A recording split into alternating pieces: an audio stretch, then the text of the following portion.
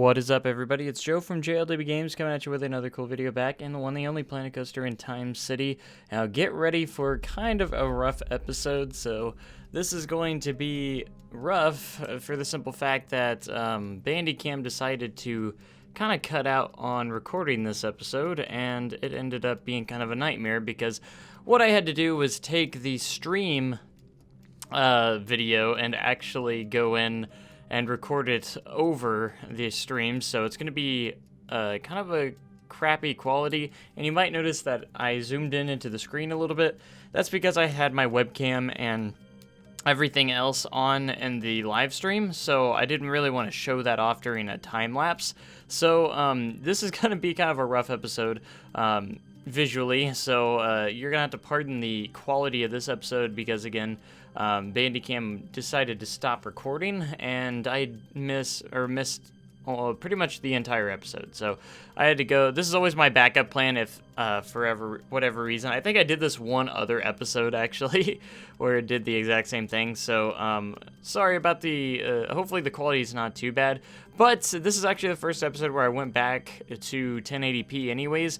So I'm going to be going back to 1080p on these kind of videos, and then like my cinematic videos, I'm going to record in 4K for those. So you're just going to have to kind of stick with 1080p for right now. Most of you probably don't even have 4K to even view, so if you do, I apologize. We're going to be sacrificing a little bit of quality just because it takes up so much space. Every episode I recorded in 4K would take up nearly 200 gigabytes of space. It was just absolutely insane. So we had to go back and do it this way for 1080 because, as you can see, I get some cheers and stuff like that, and you can see some of the alerts that pop up. It's kind of funny. But anyways, we're going to be going back to 1080p just for the time-lapse videos, and then everything else will still remain in 4K. So I still want to have 4K videos, but these time-lapses I just need to do in 1080 because they just take up way too much space on my computer, and this way I can actually have more than one recording at once on my computer. If I recorded in 4K, I would only be able to do one episode at a time. Now that I'm in 1080, I can actually record multiple episodes at a time. So I might have a video or live stream where I might actually record more than one episode of Time City and get more done that way instead of just doing one episode at a time. So I might start doing that here in the near future. But anyways, talking about the coaster now, after we got that cleared up. So this is, of course, the new coaster that we've been working on since the last episode.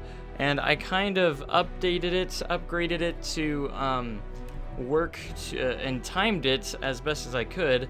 It took a couple of trial and error, but I got it timed to where pretty much every single time the trains are going to pass by each other on these two launches, and we're going to build the Coliseum around it as well, which will make it really, really cool. Like, this is one of my ideas that I've been looking forward to in Time City for quite some time now, and I hope you guys have enjoyed watching this build, because this is one of my favorite coasters I've ever built. Mock rides anyways. So a lot of people are thinking, hey, you already have a launch coaster in Raptor Run, you know, isn't that a mock multi-launch? And the answer is actually no. That's a Gerstlauer multi-launch family coaster. This is a thrill coaster made by Mack. So the ride experiences are going to be completely different, so I think they're different enough from each other to where it's okay to have a different multi-launch coaster within the same park. I don't find it very unrealistic. You see a lot of parks that have multiple coasters with launch coasters, you know. But it's different enough. It's a different manufacturer. It's a different style of ride, and it has inversions, and the launches are a little bit more intense probably. So they're different enough from each other, and this one's going to be a little bit more thrilling. So there's going to be a lot of theming elements to this coaster, and that's something that's also you're going to be able to look out for, and we're going to be doing a lot of that in the next couple of episodes. I'm actually going to custom support a couple of spots. I'm not going to custom support the entire ride because there's some spots where I don't think it needs to be custom supported. So just a couple of different spots, like the big overbank. You're going to see that I'm going to custom support that in the next episode, because I think the custom supports would benefit that, because it doesn't look very great as it is right now, and it will just make it look a little more realistic, and that's kind of what we're going for. So now we're going to get into a little bit of building the load station for this ride, and this big building that leads up to this is where the entrance and exit's going to be for the ride. I still am going to try and maybe build later on a ramp area, so if there's disabled guests that are wanting to ride, they can go through the ramp area to get to the platform here. So I try to stick with the Roman kind of theme in this area, so that's what we're going to be getting here is, a lot of white columns and different things like that for this load station. It's a very simple load station, I think, and there's not much to it. So it works really well. It still works very, very well for the theme, and that's kind of what we're going based off of. The really difficult part with this is going to be the queue line, which is very complex, and I had a kind of a cool and neat idea for it. It's going to be very interesting because I wanted to make some cool kind of building and design for this queue line. So it's not just going to be nothing but switchbacks, but we're going to have some kind of, weaving in and out of itself kind of switchbacks, so like some rounded switchbacks right here that pass by each other at different times. And then of course we can't forget the priority pass as well. Also makes a good appearance in this at the same time. We want to try and have all the priority passes within the park as well, working nice and neat. So things are looking up for this section of the park, especially after the next episode. You'll see it actually start coming together with the queue line and the ride itself. So this coaster is actually going to be capable of running up to 4 trains. I'm not sure if I'm going to have 4 trains running in this or not, but it was definitely a challenge to try and figure out the priority pass on this as well. I just decided to make like this big, it will be this like little bridge going up to it, and it will work pretty well. So basically you'll see more completion of the queue line with each and every episode. We're working pretty hard at it, and I got pretty much the basis of the building getting started and the queue line itself, and that will be really cool. It has a little bit of interaction with the start of the ride from the queue line, so that will be kind of a neat little interaction area. And then once we get further into the Roman section, we're probably going to be able to see a lot more of the coaster as well. It's going to have some good points. I want it to be where you can actually see the ride pretty well if you're not riding at the same time. So there's still a whole nother section of the Roman section that we're still going to be getting into. So this is not just going to be it, because we have, otherwise it'd be one of the smallest sections in the park, because I still want to add a couple more rides, or a couple rides in this section, and of course some maybe a restaurant and a couple of other things as well. We'll see these areas kind of grow throughout the years as well, so that's going to be kind of a fun thing to see when we add new things to the park every single year. So there's still going to be touch-ups to the other sections as well. I still have a lot to do in the Jurassic section, a lot to do in the Apocalypse section as well, and we haven't even started the Sci-Fi section, which I have revealed. I don't know if I've fully revealed it, but I will have a dark ride in the Sci-Fi section. A lot of people have been wondering about when I'm going to put a dark ride in the park, and it's definitely going to be in the Sci-Fi section for sure, if not multiple dark rides in there. So I got an idea of what kind of dark ride I want to do in there, so you'll have to wait and see and find that out.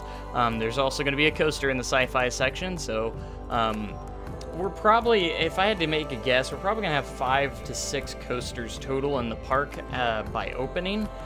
So it's going to be a pretty decent amount of coasters at opening. I'm including the kiddie coaster as well, just so everyone knows as that as well. So this is going to be kind of like that rounded section over there in that queue line. It's going to be pretty neat. And then we get over here to the Colosseum, and I end up trying to finish it up. A real Colosseum would actually be bigger than this, but this actually fit the ride pretty well for what it's going to be theme-wise, so I think this Colosseum will work just fine. And I'm thinking about making a viewing area actually in the Coliseum, where you can actually go up in the Coliseum as a guest and actually watch the trains fly by. Kind of a neat little interaction and kind of viewing area for the Coliseum, if it works out the way that I'm hoping. So there's going to be a lot of theming aspects to the coaster, and there's just going to be so much to it. So, like, we haven't even dug completely into it just yet. So you're just seeing like a portion of the theming that's going to start going in. And this Coliseum actually turned out a lot better than I thought, because I was like, it's going to be really small and hard to kind of work with, but it ended up working pretty well of where I wanted it to go anyways. The most important part was to get the flyby of the two trains going by each other, right? Because it's simulating that kind of chariot like battle. I forgot I don't know exactly what they're called, but it's when they fly by each other with the big, I don't even know what they're called. They're like those giant sword things and everything like that, and they're supposed to knock each other off the chariot or something like that, or horses. I don't know I need a history lesson on that. So, but I don't exactly know how that works. But anyways, that's kind of how it or what we're trying to simulate as well in this section, and I think it works. It's so good. Like, it's one of my favorite ideas that I kind of came up with, and I'm trying to come up with ideas that we haven't really seen in parks yet. So that's what I'm trying to do, is make a very unique idea and park for Time City and everything. So I do end up building a little pathway around here to try and make it to where guests can actually go in here and view the area. I still have to complete the Coliseum. I'm going to put some parts at the top as well, and there's just going to be extra stuff throughout it. And this is going to be like the little arena where they would have the gladiators fight each other and stuff like that. So I'm still looking for a name for this ride, and the storyline is pretty basic, gladiator kind of themed. So I'm okay with having gladiator in the name. I don't know if I want to call it that exactly, just gladiator. That seems kind of cliche, so maybe I might be okay with that name, but it's okay. But I kind of want to be a little more creative than that, so I'm gonna try and figure something out for that as well. So I love just seeing the little notifications come up, or the alerts come up during the stream on these episodes. So at least I'm covered. That's the at least good thing that you get an episode, because the good thing is it actually saves the recordings of my streams, so I still have footage that I can use for the episode. So the next episode will be much better quality because it actually worked that time. I don't know exactly what worked here, or what happened here, but Bandicam just kind of quit on me, unfortunately. But that's all right. At least we have something here for you. So we're also going to go in here and work a little bit on the Roman Main Street area.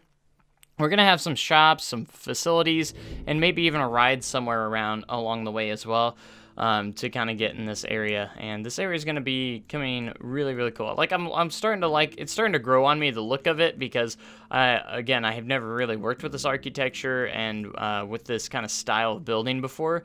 So it was kind of a new thing to me, and it's starting to grow on me of how it's starting to look. So I'm getting a little bit happier of how it's turning out at the moment. So I don't really have any issues with it. I think it's turning out good, and I would like to hear what you guys think in the comment section down below of what you guys think the Roman section, if it's looking good or not. I definitely love to hear your guys' feedback, and if you have any constructive criticism, please let me know down in the comments for sure. I'd love to hear what your guys' thoughts are about this area, because I'm trying to do my best, and it's out of my comfort zone, and that's a good thing, because I want to try and become a better builder and be able to build all sorts of different architectures and different challenges along the way. That's the thing about is trying to challenge yourself to create something really cool, and that's kind of the idea with this. And I can't even talk.